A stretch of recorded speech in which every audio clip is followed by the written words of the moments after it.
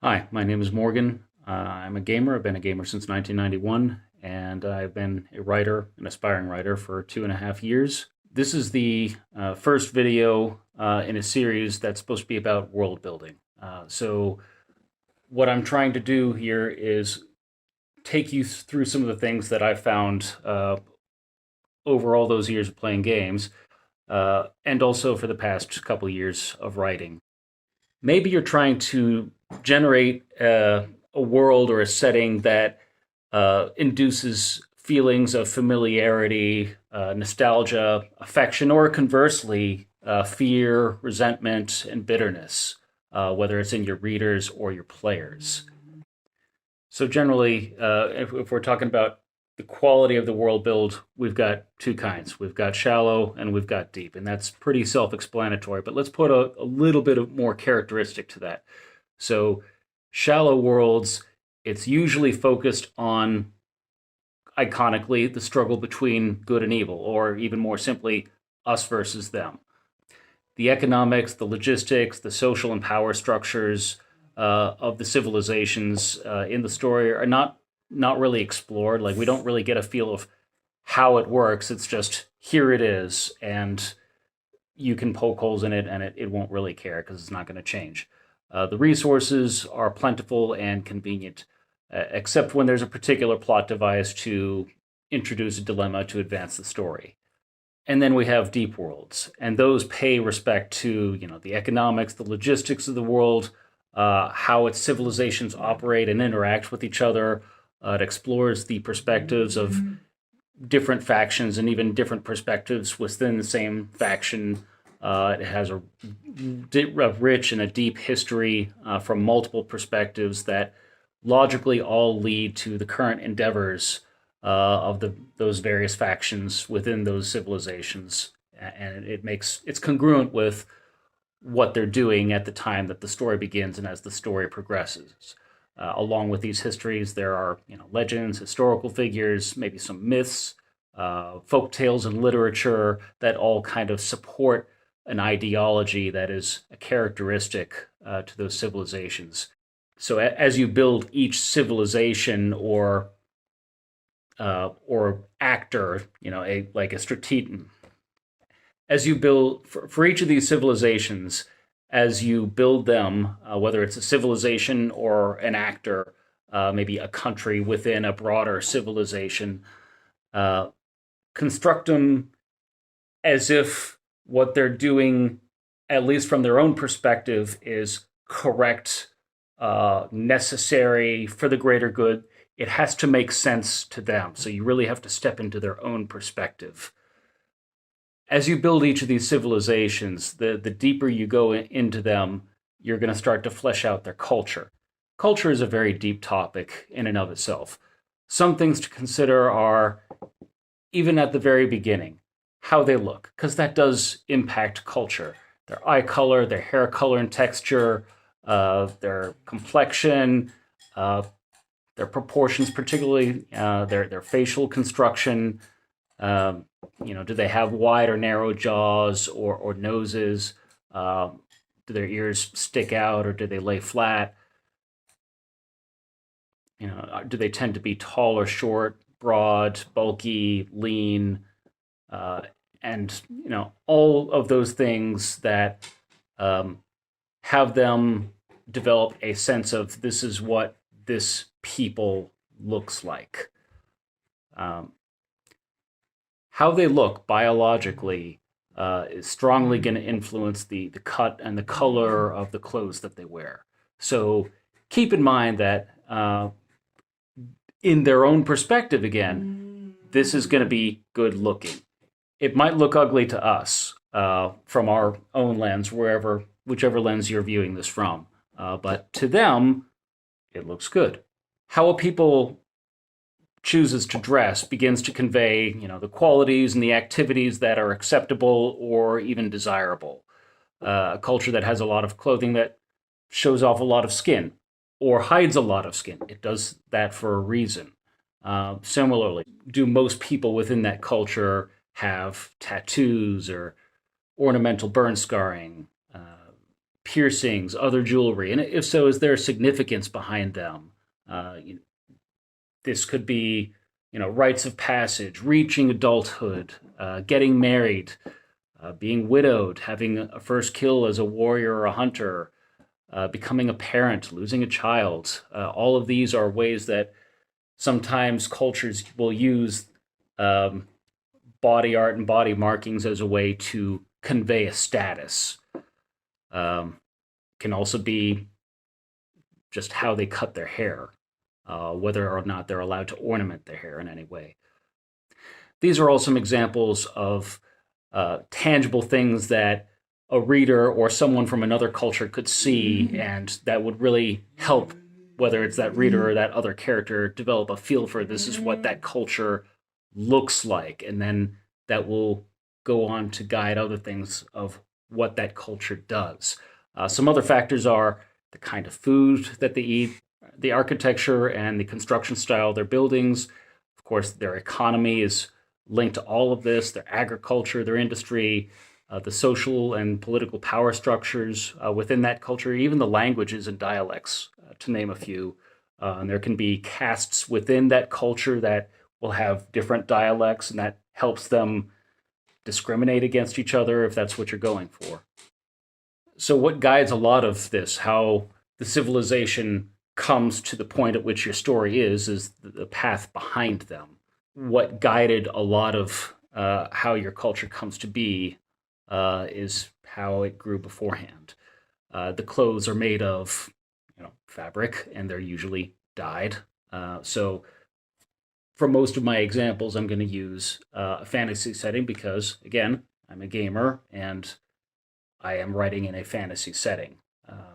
So we don't have, in these settings, for the most part, access to synthetic textiles and things like that. So we're only considering natural fabrics, natural fibers, and things like that. So cotton, linen, silk, leather, wool, things like that. So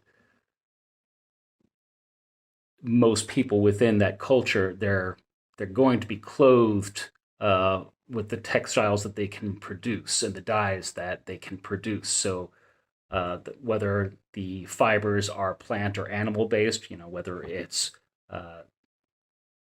linen or whether it's cotton or wool or leather, it has to be from things that grow there. And the same thing with the dyes. It has to be from plants that grow in the area. Now, someone who's wealthier in that culture, they may have, nicer clothing, imported clothing, and you can make that be from anywhere else. That's a sign of status and wealth that they can go to the expense to have it imported or have more difficult dyes made. But most folk that are going to be the icon of your story, perhaps, it only makes sense that what that culture has is readily available at hand. If you're going for instance, like a barbarian or a nomadic kind of feel, then most of their clothing is going to be made out of hides. If you want them to have more like leather goods, belts, pouches, leather armor, things like that, leather jackets and clothing and tents, it's either going to be hide that's cured, like over a fire and using very crude methods, or if you want them to have like finished, durable leather goods, that's fine. But that involves a lot of processing that a nomadic culture might not have access to. So that's not a bad thing. That brings in the opportunity of either they trade or they steal, and that helps you bring in another culture, and how do these two interact, and is it a positive or a negative kind of relationship? If it's negative, then who is the more aggrieved? Because usually if there's a negative interaction, each side considers the other side the bad guy. Like I said earlier about the path behind them, cultures are shaped by their history. If they're nomadic, why are they still nomadic when a lot of the other cultures, perhaps in the area, are perhaps settled? And if they're settled, why did they settle, or why did they settle there? If you have them living in austere terrain. Why? People don't look at, here's these, lush pastoral lands in lower elevations with ready access to water, or really harsh mountains. And they're not going to pick the harsh mountains if they have a choice. So there has to be a reason why they're in that austere terrain. Most people are not going to park in miserable conditions and say, sure, this looks great, let's set up shop. More often than not, they're forced into these areas by various circumstances. It could be, again, an interaction with another civilization that they lost some kind of territorial dispute or war. It could be some kind of disaster that maybe they were in those, nice, easy, low pastoral lands, but there was an earthquake or a volcanic eruption or something like that, and they had to leave for whatever reason. But that has to be somewhere in their history. It may not be clear to the reader, but you have to know it as the creator, because that's going to guide other things that spin out from your storytelling and your world building. And again, wherever you can, especially in the case of they settled in this austere terrain because of a war or some kind of conflict that forced them into this terrain. Be consistent with how you paint the interaction between the civilization that you're describing and the one that pushed them out, which eventually you're going to have to describe them too. And how much are they different and how much are they the same? And the last part that we'll talk about with culture, at least for now, until we get comments and questions and things that I missed, are values. And so what a culture does that wants to hold up as a good thing to do, whether it's being studious or charismatic, strong, brave, cunning, or some other quality that culture says, hey, this is the ideal person, whether it's the ideal parent, the ideal child, the ideal sibling, the ideal man, the ideal woman, however you want to depict it. There's some quality or qualities that the culture is saying, this is the example that I hold up to you to strive after. And these aren't necessarily, from our objective perspective, good things. If you wanted to portray them as cowardly, fine. All the other civilizations can say, hey, those guys are cowards. But to them themselves, people don't think of, oh, yes, I'm a coward, and that's a great thing to be. So think about, how could they paint that in a positive light? They're not cowards, they're prudent, or they don't take unnecessary risks, or culturally they don't want to rock the boat. There's some way that they can defend their actions or inactions as the right thing to do that maybe all their neighbors are saying, like, no, you're just cowards. And it's a matter of perspective.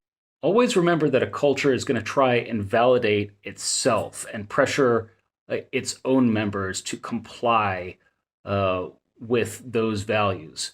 And that pressure comes from other compliant members to emulate these dominant values. And through a culture's history, some of those values can change.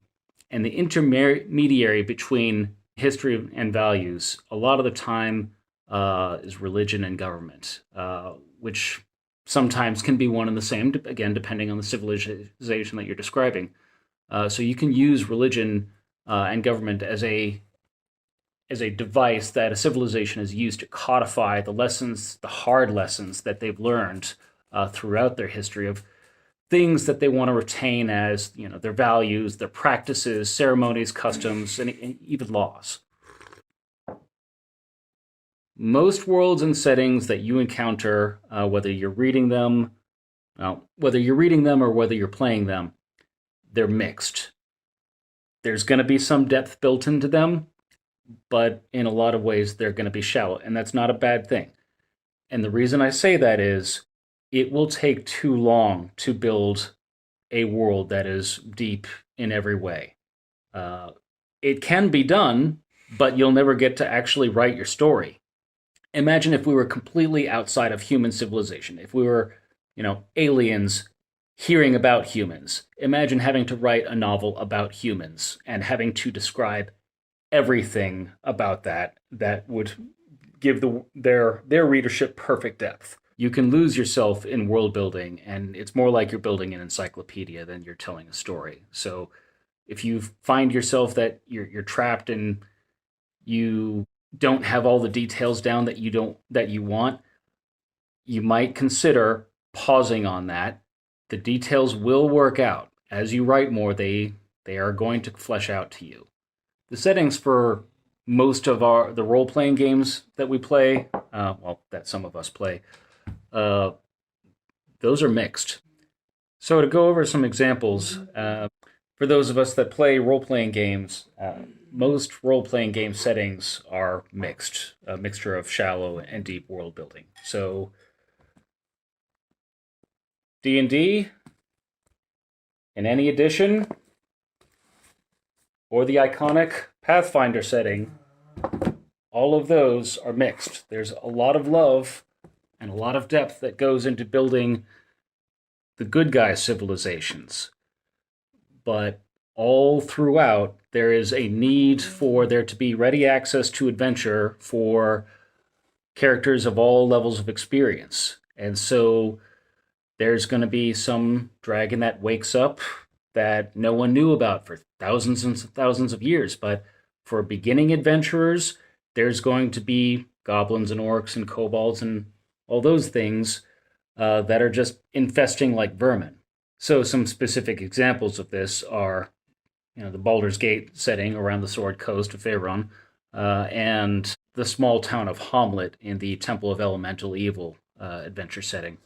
So in these settings, there's going to be everything from low-level goblins and zombies to ogre magi and liches, just all crammed into the spaces anywhere that there isn't already a town, and sometimes when there is. And this is where it gets shallow. If it was deeper, you would be able to ask, how did they get there? How did they manage to flourish up to this point without attracting any attention? Or if it's, the dragon that's sleeping, deep under the earth for, thousands of years, and it wakes up now, why now? What happened now that causes it to rise and wreak havoc? There has to be some kind of trigger that the reader or the player can be like, that's what did it. Coming back to goblins, one of my favorite questions is about the economics of these cast out races like orcs and goblins and hobgoblins and all those. It's a common conception, again, about orcs and goblins and how their economies are primarily based on raiding, pillaging, and stealing. And if that's so, how have they still survived if, humans and dwarves and elves are just so far more advanced and they have a superior civilization that can't be stopped by, certainly not any orcs or goblins, that, they have magic, they have better equipment, they have all these things. Why haven't they just wiped them out? There has to be something that prevents that. Or they were able to flourish and get strong enough on their own before they had contact with, again, humans, dwarves, and elves, that they were able to withstand any, major endeavors to exterminate them. They have to have some kind of sustainable and resilient method of existing. They have to be able to produce their own food. They have to be able to produce their own fuel. And when I say fuel, that can be like coal or firewood or whatever they use to burn for heat, to fire their furnaces if they have any metallurgy or metalsmithing. But however you build them, they have to be able to exist on their own. Iconically, orcs cannot live without conflict. Okay, fine. They can definitely fight amongst themselves. There's nothing wrong with whether it's orcs or some other group. Maybe you're writing in a modern setting, and it's actually rival gangs. There's plenty of fodder for these various groups, even they look so much alike, will create a sense of otherness between them, and it's, again, us versus them, and they'll fight each other. But again, coming back to the example of orcs, if it's orcs stealing from orcs, what are they stealing? They had to have produced something that could be stolen that would be necessary for their survival.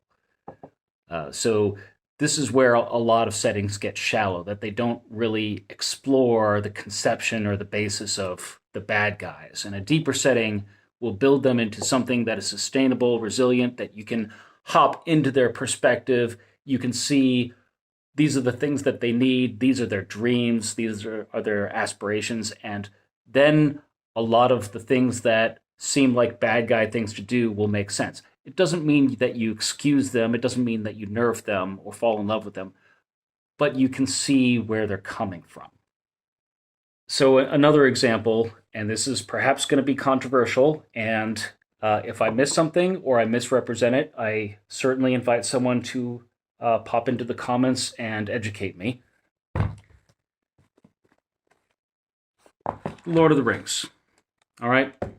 So this is a mixed world. And the reason that I say that, even though Mr. Tolkien put so much love into building a language and a 3,000-year history, and I haven't read the Silmarillion, so maybe I've missed some key aspect here. But even though he did all that, he did it for the good guys. The bad guys, the orcs, are just twisted elves. And it's been a long while since I've read it, but the way that new orcs are made is they're just spawned in pits of mud. So right away, they're inhuman. They don't have parents. They never had a 7-year-old birthday party. There are all these things that remove any common ground between humans and orcs, that we don't have to consider anything even close to their humanity. We can just write them off as the bad guys. And how do we know that they're bad and evil? Well, they're ugly. Why are they ugly? Because they're twisted. Why are they twisted? Because they're evil. Why are they evil? Because they're ugly. And so it becomes a definitive circular logic loop that really excuses the reader from ever considering their perspective. But there's a danger to that. If definitively they're bad, well, they're bad. That means we're good. And so there are small, subtle leaps that people can make, whether you're a content creator or a reader. If they're bad and I'm good, that means I'm better than them. And that can lead to other leaps like, well, they're backward, I'm correct, I'm smart, they're dumb. That can lead to not having respect for the villains that you're creating. If you create them that way, that they're just dumb, evil, backward, things like that, you're creating them in a way that they can't really present a challenge to the good guys. And if you do, you start to kind of contradict the premise of how you've conceived them. But the second and arguably more important thing is, if you don't have respect for the problem group that you're creating, they might just be boring. Fighting endless hordes of orcs is just boring. But that's where your opportunity is perhaps as well, because if the vast majority of orcs are, big, dumb, ugly, and all that, somehow they're doing all this, and it's still presenting a challenge. So implicitly, you can write yourself out of a corner by, well, they're mostly like this, but not all of them are. So maybe there's this cunning, ruthless orc warlord that's somehow managed to bully the rest of them into the line through, selective killings and making examples and just generally being a ruthless warlord among its own kind. Now that you've got that, then you have something that you can work behind the scenes where that warlord can use some skill and subtlety and present challenges and make some variations for, when, where, how, or even why they're going to choose to do what they do and exercise some deception. The next example is going to be two sequential trilogies by David Eddings. So there's the Elenium, the Diamond Throne, the Sapphire Rose, and the Ruby Knight, and the Tumuli, the Shining Ones, Domes of Fire, and the Hidden City. Although this is another example of the classic good versus evil, what these 6 books show is different cultures, things that are intrinsic to those cultures that set them apart to all the other ones. And one example was the Polloi, who notoriously they fought as light cavalry. They wore very little armor. They usually carried sabers and cavalry javelins. They usually carried sabers and cavalry javelins. They usually carried sabers and they threw javelins that were specifically built to be thrown from horseback. He's one of the very few fantasy writers that brings out the language barrier. I really don't see that brought out much. Different languages and not knowing them was another problem that the characters had to contend with between the Hellenic language, the Tumuli, the Styric, and even the Trollish language. And so these different cultures also had different fashions, different food, and there's a lot of thought given to the different social structures, the titles, and the social statuses, even among the trolls. And so all the factors like that. But, on the downside, the shallowness was there's still a very clear us versus them, and the evil god Azash and the bad guys from Zemok, and they're just bad, and we never really see why. Aside from the recent movies and TV series, there's a whole lot of lore built up through novels and role-playing games, video games, and other publications throughout the 80s and 90s. And there are maps of whole sectors of the galaxy, dozens and dozens of alien races that we never see in the movies, like the Defel, as shadow people. For the ones that we do, like the Ithorians, there's lore behind them in these other publications that we never get in any of the movies. There's, a wealth of different starships and droids and weapons and, the different manufacturers and the corporate intrigue and politics between them and how they interact with the Empire.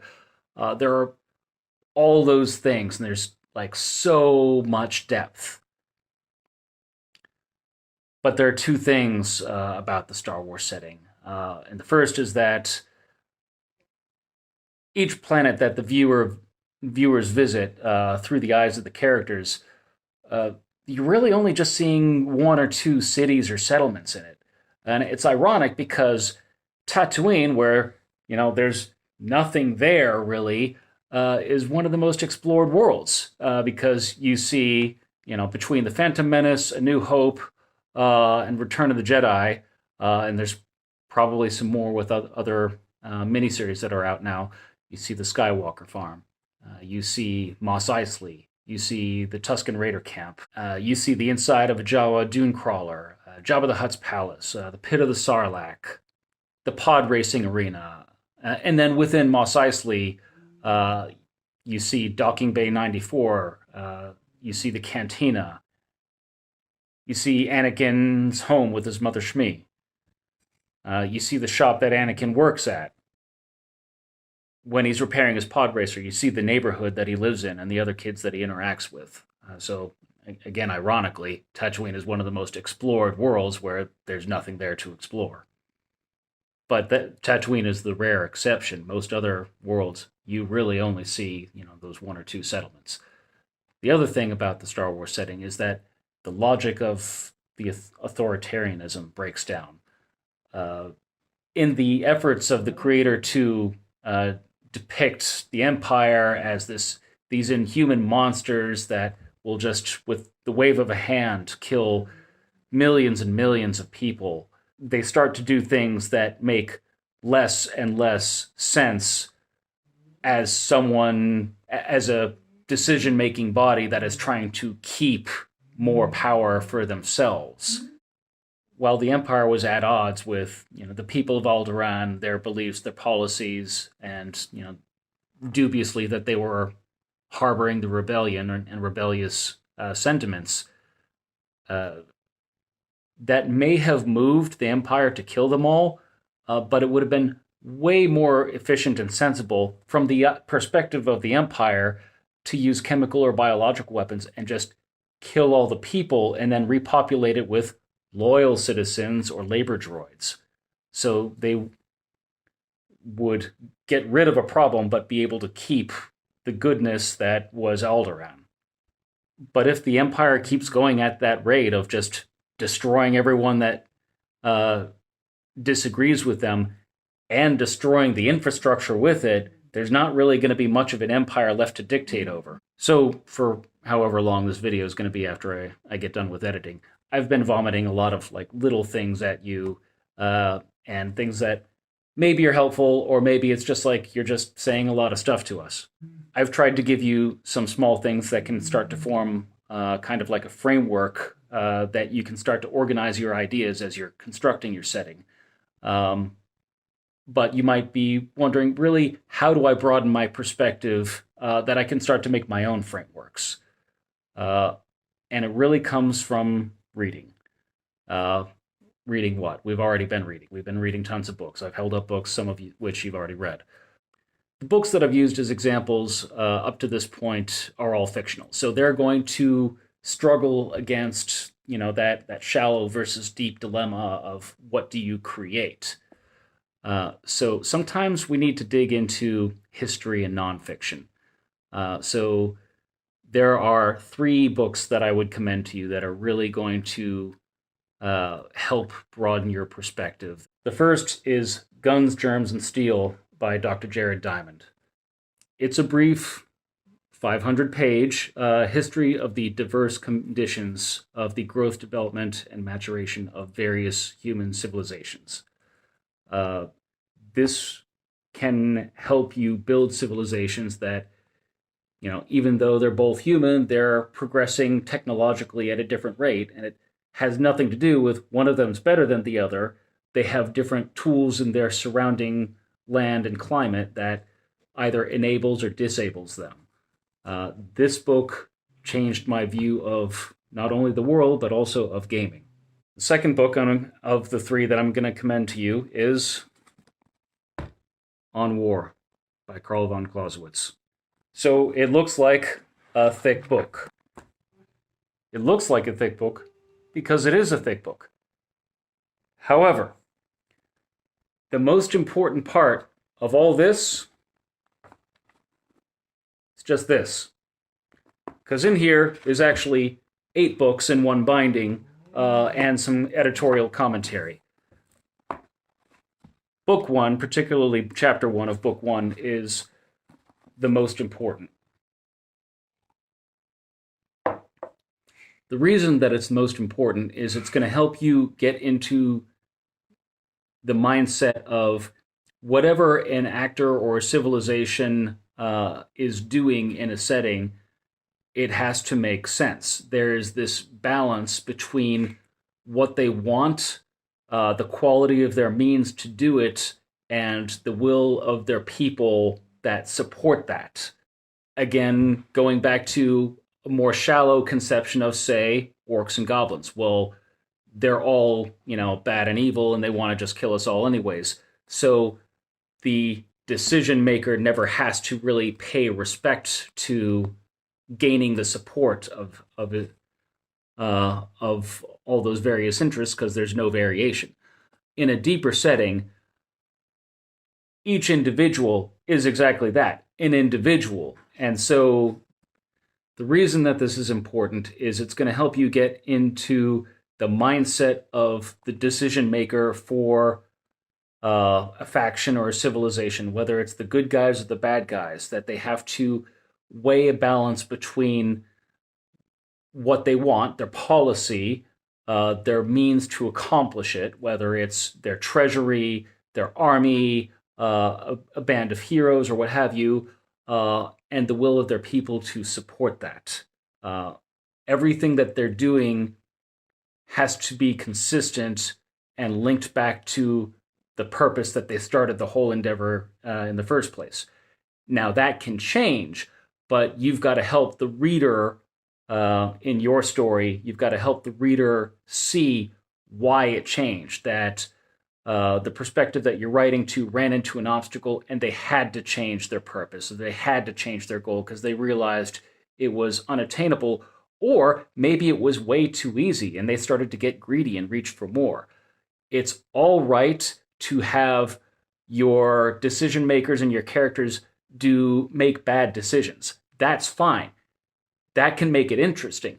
This will help give you a framework for why those decisions are bad. If they continue to get greedy for more and more territory and they don't have a big enough military to hold it, or their people are growing war weary and they stop wanting to join the army, for example. And the last one, on a similar vein, is Sun Tzu, The Art of War, particularly the Roger Ames translation. This looks like a thick book. Again, this much is editorial commentary. The rest of this is actually pretty light reading. At least half of it is the original Chinese as depicted.